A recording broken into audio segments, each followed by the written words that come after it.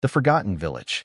The story begins with an abandoned place called Rosgar, a village erased from maps over 50 years ago. People say everyone who once lived there vanished in a single night. No screams, no bodies, no survivors. Only fog and silence remain. Locals whisper that the air in Rosgar doesn't move, and the wind there carries no sound. Three young vloggers, Aram, Horace, and Miriam, decide to uncover the mystery. They plan to record a documentary about the lost village. Villagers warn them not to go. One old man stops them on the way, his voice trembling. "Son, time doesn't move there. Only voices do." But the team laughs it off. They believe it's just another ghost story. As they drive deeper, the fog thickens. The GPS loses signal. Phones stop working. Even the car's headlights seem dimmer, swallowed by the mist. The air feels heavy, as if it's watching them. They finally reach the village entrance. Wooden signs covered in moss, houses that seem frozen mid-collapse, and an eerie stillness that feels alive. The first day passes without incident, though Miriam swears she heard whispers from the trees. At night, they pitch their tents. Around 2 a.m., soft footsteps echo outside, slow, deliberate, circling them.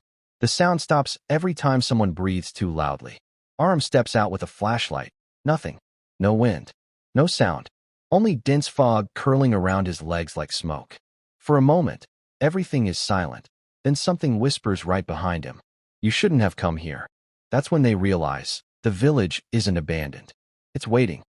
The second night changes everything. Aram launches the drone to capture aerial footage. But no matter where he flies it, every shot shows the same thing. A single old tree standing at the village center. The angles change, but the tree is always there, unmoving, like it's watching them. When they play back the recordings, something faint is audible beneath the static. A woman's voice humming an old lullaby. Horace dismisses it as interference, but Miriam freezes. She says she's heard that song before in her dreams. Later that night, the same humming starts outside their tent. They hear someone walking in slow circles around them, counting softly. 1, 2, 3. Then silence. Aram grabs his camera and rushes outside. The fog swallows him instantly. The village seems frozen. Even the insects have stopped chirping. Then, at the edge of visibility, he sees the tree. There's someone standing beneath it. A figure, tall, still, facing him. Aram calls out, but no answer. The figure tilts its head. He takes a step forward and hears a low whisper, not from the figure, but from all around him. "Those who walk in silence never return." The voice echoes through the fog. When he turns back, his friends are gone, and the path behind him no longer exists. He runs blindly toward the sound of Miriam's voice, only to find her standing in front of him, terrified. "You were gone for an hour," she says. But for Aram, it's only been seconds. Something is wrong with time in Rosgar. The next morning, they explore the inner streets of the village. Every house is decayed, doors half open, walls scratched with symbols that look like claw marks. No birds, no insects, just dust and cold air. They find one house that feels different. Its wooden door creaks open on its own. Inside, the smell hits them first, a mix of damp soil and burnt flesh. The wallpaper is stained, and the ceiling drips red water from somewhere above. Miriam touches the wall and pulls her hand back instantly. It's wet. When she looks closer, there are handprints all over, some small, some unnaturally large. Aram spots an old tape recorder sitting on a table. It suddenly clicks on by itself.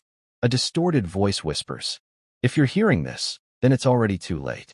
The tape ends with a faint laugh, a sound that seems to come from behind them rather than the machine. They run out, gasping. But outside, something strange happens. The same house is gone. In its place stands another building. Back at camp, Aram reviews the camera footage. His face goes pale. In every frame, behind them, a dark silhouette stands watching. And the strangest thing? It's not just standing. It's smiling. The next morning, Horace is gone. His tent is open, his bag still there, but no sign of him. Miriam panics, but Aram says something chilling. "Horace? Who's Horace?" Miriam stares at him, horrified. He doesn't remember their friend at all. It's as if Horace never existed. His name disappears from their notebooks, from the footage, from everything. When they check the drone recordings, time seems to be moving backward. The sky darkens, then lightens again. Shadows crawl in reverse. Inside one of the abandoned houses, Miriam finds a cracked mirror. In its reflection, she sees Horace standing behind her, but when she turns, no one's there. The reflection lingers, staring directly into her eyes, face blurred like fog on glass. That night, Aram records a voice memo. His voice shakes as he says, "We're losing hours, maybe days. The clocks don't match. Our shadows move before we do." Miriam hears someone whisper her name. When she looks up, Horace's reflection is now right next to her, smiling the same smile from the footage. The next morning, her voice isn't in any of the recordings, only static. By the fifth night, the air in Rosgar grows colder. The fog no longer feels like weather, it feels alive. Every breath the two survivors take echoes too loudly, like the fog is breathing with them. Aram sets up motion sensors and cameras around their camp. But every few minutes, the sensors trigger, with nothing there. The monitors flicker, showing brief flashes of something tall and formless, crawling closer each time. Around 3 a.m., all the lights suddenly go out. Only the faint red light of the camera's recording button glows in the dark. The temperature drops sharply. Miriam whispers, "Do you hear that?"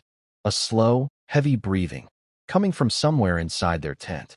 Aram turns on his flashlight, the beam shaking. It catches something tall at the tent's entrance, a figure of pure darkness, its body moving like smoke. It doesn't step forward. It leans closer, as if to smell the fear. Then, in the stillness, it exhales, a long, deep sound that makes the entire tent tremble. The fog outside swirls violently. Miriam screams, but no sound comes out. Aram pulls her hand, and they run into the open.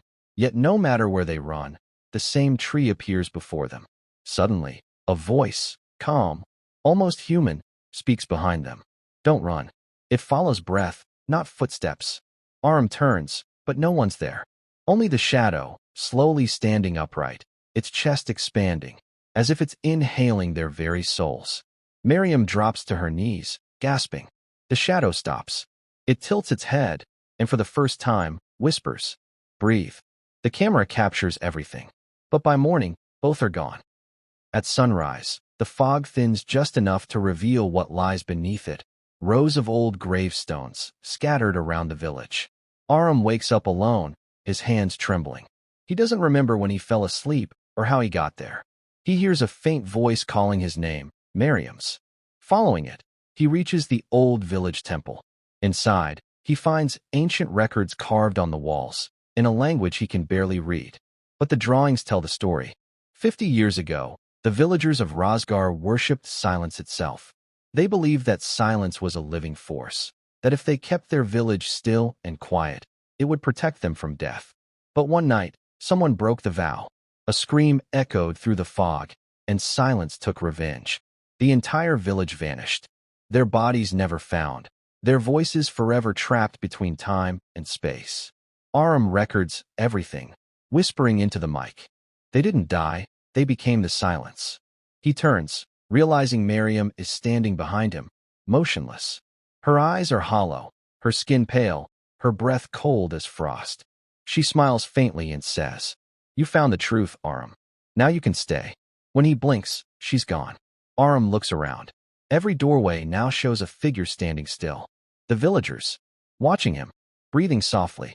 The fog creeps back in, heavier than before. Aram's last words on camera are quiet and resigned. "We thought we were recording a story, but the story was recording us." The screen flickers. A shadow passes by. Then, nothing but static. The final footage begins with the camera lying sideways on the ground.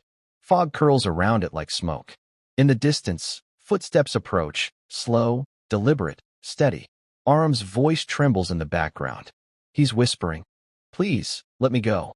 Then silence. Only the sound of soft breathing. The shadow appears, faint, like a ripple in the air.